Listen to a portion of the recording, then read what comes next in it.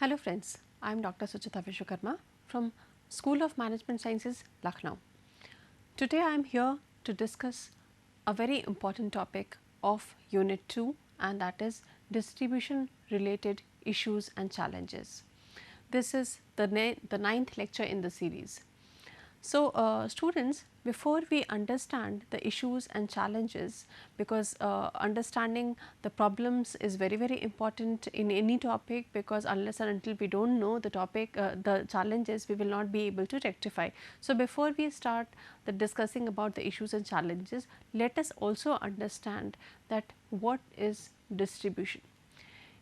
In my previous lecture, I had also described about distribution, and distribution I had mentioned that it is the one of the very important functions of logistics, and logistics is obviously one of the very important part of supply chain management.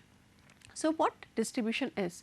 Distribution basically, if you see the literal meaning, it basically is an act of transferring or moving people or material from one place to another.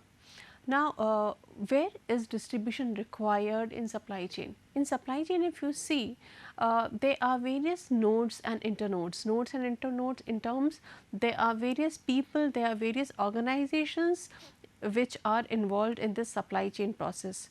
The first series of the organizations that are part of the supply chain are the various suppliers from which any company procures their material. So, we can consider the first chain, the first node, the first few nodes as the various suppliers. These suppliers send their products to the producer.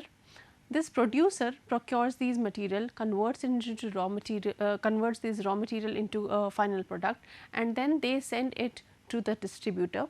So, the second node is obviously the producer, the third node is the distributor, then these distributors further send the product to wholesaler, wholesaler then sends it to the retailer, and then finally the product is given to the end user, that means the end customer.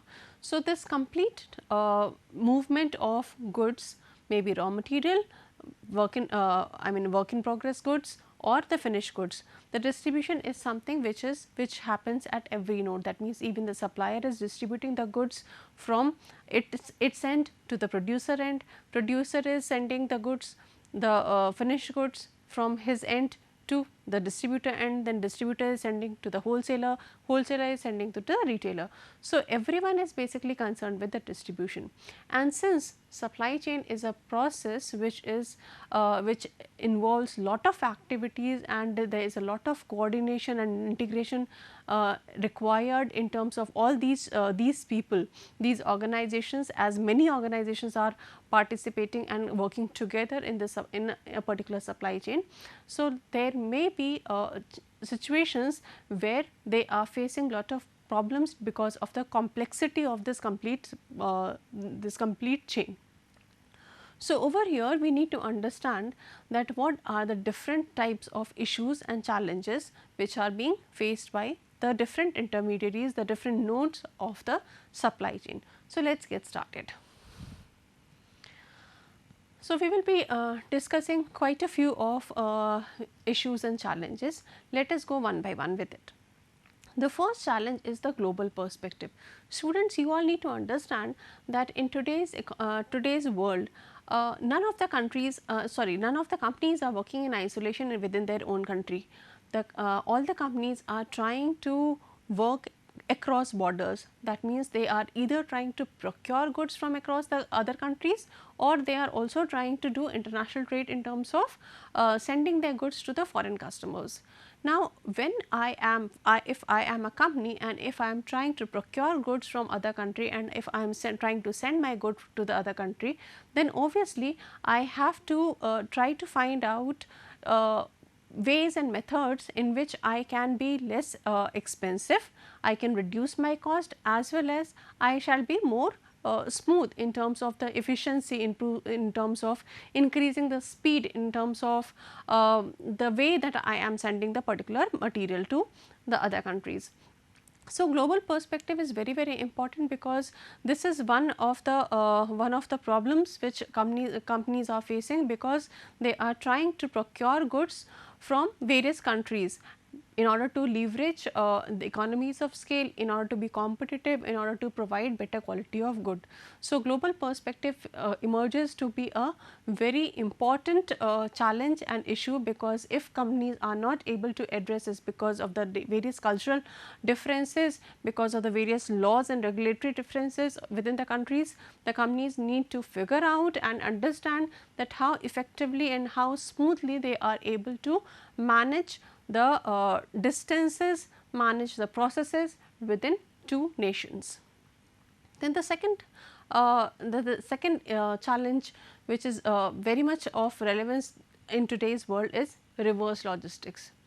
As I had also discussed in my previous lecture, that due to various governmental regulations and upcoming issues of economic natural environment conservation, there have been lot of focus on reduction, substitution, reuse and recycle, which means the companies are now adopting these practices of reduction, substitution, reuse and recycle, whereby they are trying to reduce the scrap that they are that they have during this production process.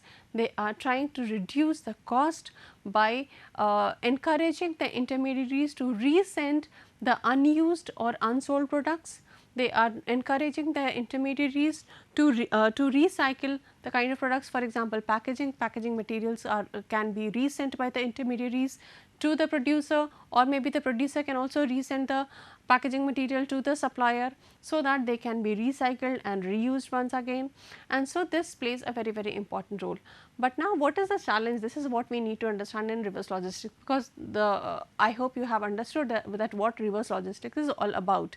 That means, reverse logistics is basically movement of material, any kind of material, packaging material, unused, unsold material and unsold products from customer, the end customer, to the producer or to the final supplier.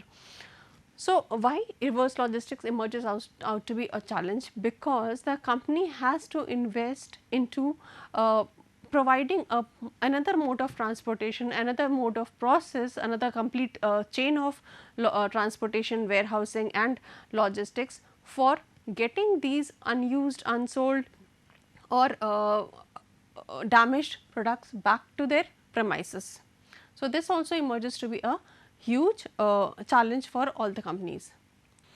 Earlier what used to happen, that companies used to have relationships or tie-ups with multiple companies from which they used to source their products.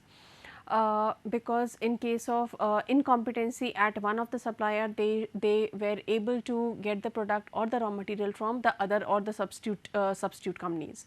But nowadays what is happening, in order to to reduce the cost, the companies are now focusing on having better relationship with few companies, and they are trying to share profits with these companies, so that both can be mutually benefited, and these companies can leverage on the relationship, because then only they will be able to demand and ask for the kind of quantities, kind of qualities at a competitive rate from the particular supplier. So, logistic collaboration is very important, and for this the companies are making lots of alliances and strategic relationship, and they are helping each other in various important decision making roles, like forecasting of demand, like collaborating in case of supply channels, in case of transportation, in case of warehousing and all these functions. So, this is very important, and if a particular company is not able to collaborate, then obviously they will have serious repercussions in terms of increase of cost, and that may also lead to to reduction of product quality or similar things. Then the next challenge is dynamicity. This is obviously emerging as a very important issue or challenge, but for which the companies do not have control, and the only reason is that the external factors these days are very dynamic. the technology is advancing day by day, and lot of new things are coming. Even the governments are very active, the companies are, the competitors are very active, and they are trying to do lot of research and development to try and find out various advanced processes, advanced products, so as to be competitive, not only competitive but also to reduce cost, to offer better services, better products to the customers, to the end term customers. So, there is always a need for the company to continuously work on their improvement of the complete logistic process and reduction of cost, because then only they will be able to leverage on their competencies, and then only they will be able to have competitive advantage over the other companies. Now, moving ahead. There are, as I said, there are a lot of issues and challenges which needs to be addressed. So, the next challenge that the companies are facing today is limited capacity. Limited capacity basically means lack of sufficient production machineries or warehouse. These days companies are because of the increase of competition, companies are continuously under pressure of improving their products, and they are investing lot of money into research and development and such kind of activities. And as a result, they are trying to reduce their cost on warehousing kind of things, warehousing and transportation. But this also emerges out to be a challenge, because at time of unanticipated demand or not regular demand, the companies are obviously have to create a buffer stock. They should be producing more also. So, and when they are producing more, then obviously they need to keep it properly with proper facilities, so as to reduce the damages, and also so there is a lot of requirement of supporting services in terms of transportation, warehouse, which leads to and if they do not have, then that would lead to limited capacity. The next problem that comes up is technological revolution. Now, what do we mean by technological revolution? I hope you all are very much aware that across the world, with coming up of various IT advancements, with the coming of concepts of artificial intelligence, with the concept of coming up of robotics and everything, now logistics have completely transformed from what it was earlier.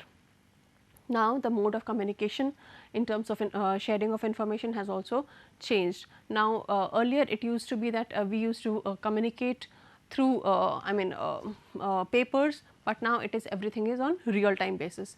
And when we are actually communicating on real time basis, then the customer's expectation has also increased to a drastic level. They are wanting everything at the right time, right place, and they are wanting everything at their doorsteps. Now, for example, even if for example all of us are ordering these days products from the e-commerce channel. Now, once we order anything from the e-commerce channel, right from the time that we have ordered, we keep on getting notifications, informations regarding where when we are going to when the particular product is packed, when the particular product is shipped, when we are going to receive it. So, a complete tracking is done, and this tracking is obviously good in terms of the company, but is also raising the customer expectation. So, technological revolution has not only become a challenge, has not only been a boon, but has also become a bane, because it is giving way to lot of complexity and lot of regular continuous improvements that has to be done by the companies. The next issue or challenge is intermodal transportation.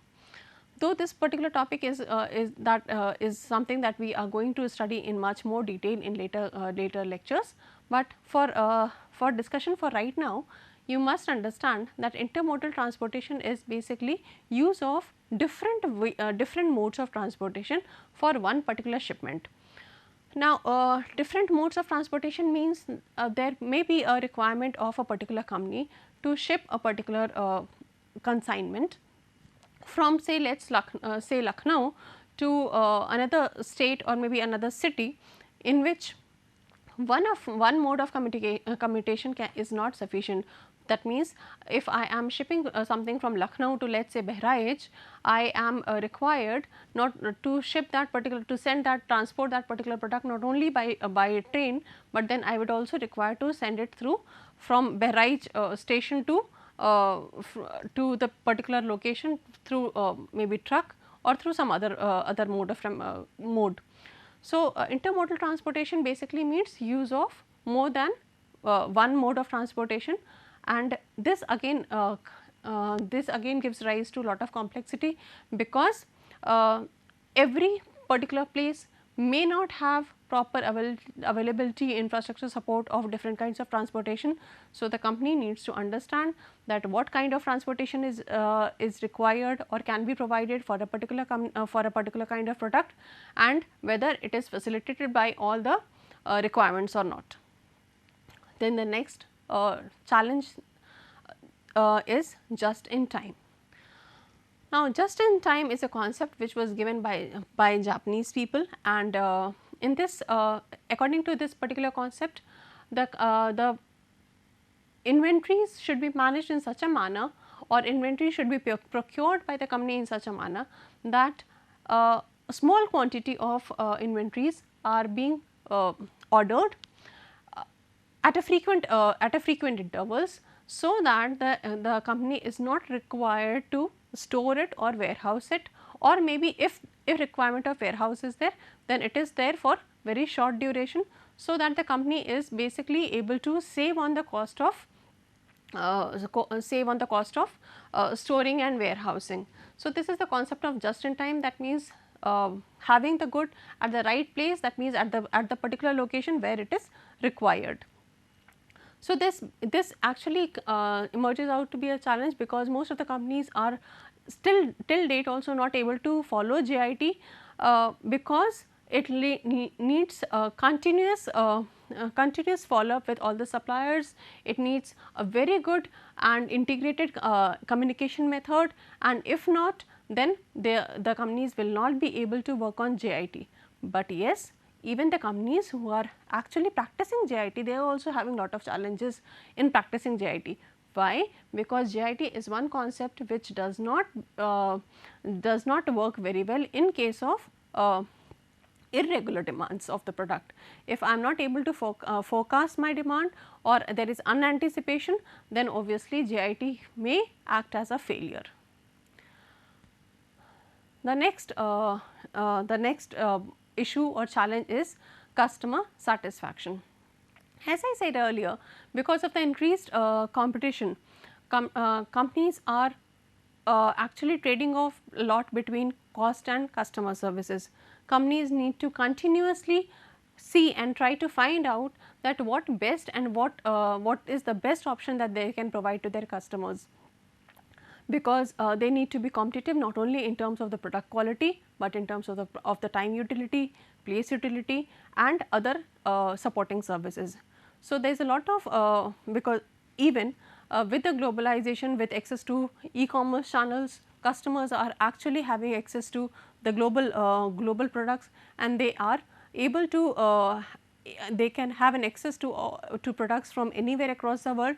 So, achieving customer satisfaction is becoming very difficult these days. So, a company must not forget and must not lose their focus on customer satisfaction. Now, moving ahead. Special products. Special products basically means there are obviously various kinds of products which are being sent from one place to another, and there are certain products which for example, like perishable products, maybe dairy products, maybe fruits, vegetables, maybe natural gases, or maybe other kind of gases which are sent through pipeline. For them, transportation, logistics, warehousing is done in different ways. For them, obviously the lead time cannot be much. For perishable products, the lead time cannot be more.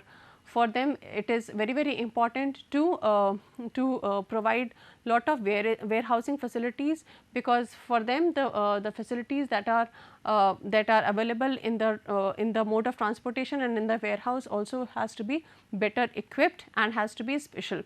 So, the company also needs to take care that what other kind of products that they are distributing. The next is the transshipment. Transshipment means basically it basically involves two things, consolidation and break bulk. When the companies are actually procuring their raw materials, they are required to procure it not only from one supplier, but they are required to procure the different kind of materials from different kind of suppliers. Now, if a company is having different modes of transportation, it may not be feasible for the company to send different kinds of transportation to each and every supplier and then get the raw materials procured, because that would obviously lead to increase of cost. So, the company needs to find out ways, try to understand that how they can consolidate all their supplies, and how maybe by having a distribution center, or this obviously we are going to discuss in much more detail in later classes. But then they need to understand that how or what are the methods of consolidation for the different kind of supplies that they want, and how they can collect it at one point, and then how they can get it to their destination, so that they not only reduce their cost, but also are able to manage all kind of inventories, and they are able to get all kind of inventories at one go, and are able to reduce their delay time if at all. And then obviously the transshipment also talks about break bulk. Break bulk is basically a shipment which provides opposite function to split, and that means it tries to break the larger loads into smaller. That means when a company is sending the final good to the distributor, they are required to distribute it to various distributors. That means they are if they are sending it through one truck, say for example, so they need to give half the part of the truck to one distributor, then half of the part to maybe second distributor, or maybe some part of the truck load to the third distributor. So, they are required. So, the companies are actually required to find out that what are the ways, what is the route plan or route map of the transportation, so that they are able to save on the time and save on the cost as well. The next challenge is the integrated distribution. Integrated distribution is basically an approach whereby different functions of logistics are collaborated and combined together, and it helps the company to find a optimal way in which they can operate to improve their efficiency and to reduce the cost. Then coming to the furthermore issues, the next issue is obviously the government and environmental regulations.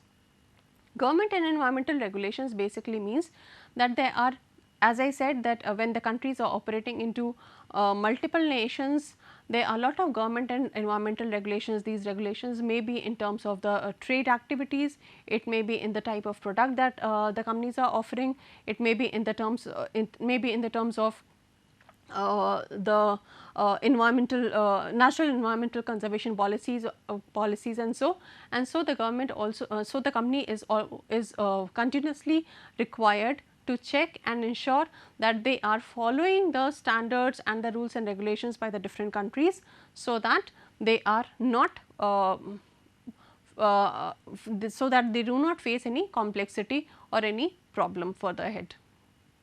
Then obviously cost reduction, because as I am continuously saying that cost reduction is the prima facie role of supply chain, and only when a company is able to control on their cost, then only they will be able to improve their profit, and then only they will be able to have a competitive edge on the other from the other companies. Then driver shortage and retention.